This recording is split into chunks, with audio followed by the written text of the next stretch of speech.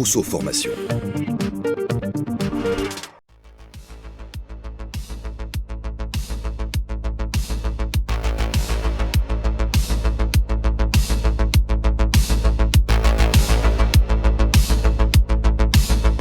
Alors ce qu'il est important de savoir au sujet des formations SST, c'est qu'elles sont rigoureusement encadrées par les protocoles de l'INRS et qu'il existe ensuite deux types de formations.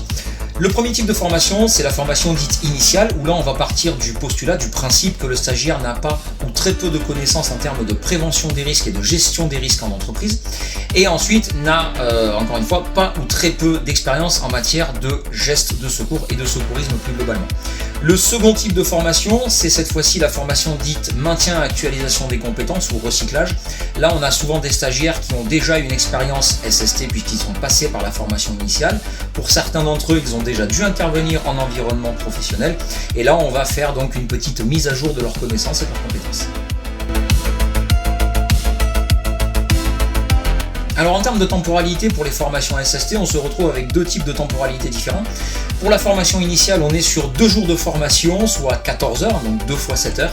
Pour la formation maintien et actualisation des compétences, ou en d'autres termes aussi recyclage, là on est sur une formation qui ne va durer qu'une seule journée et qui aura une temporalité de 7 heures.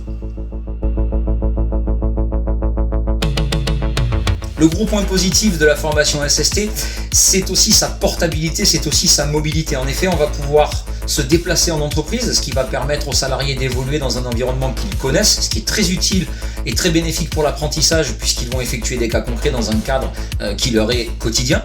Ou alors si pour une raison logistique ou autre, eh bien, on ne peut effectuer la formation au sein de l'entreprise, les stagiaires ont toujours la possibilité de se déplacer au sein même d'un organisme de formation, ce qui permet quand même d'assurer une formation SST de qualité et ce qui demeure une bonne alternative.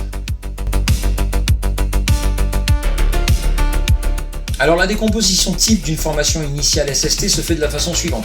On a 2 gros modules, je dirais. Le premier, c'est tout ce qui est juridique et prévention des risques en entreprise, avec l'apprentissage notamment de la détection de situations dangereuses en environnement professionnel. Et ensuite, à partir de l'après-midi du premier jour jusqu'au début d'après-midi du second jour de formation initiale, et bien là, on va s'atteler à apprendre le processus d'alerte, les éléments d'alerte, ainsi que les gestes de secours au travers de 8 séquences qui ont été soigneusement choisies, soigneusement mises au point par l'INRS, puisqu'encore une fois, c'est l'INRS qui supervise la mise en place et l'exécution des formations initiales SST.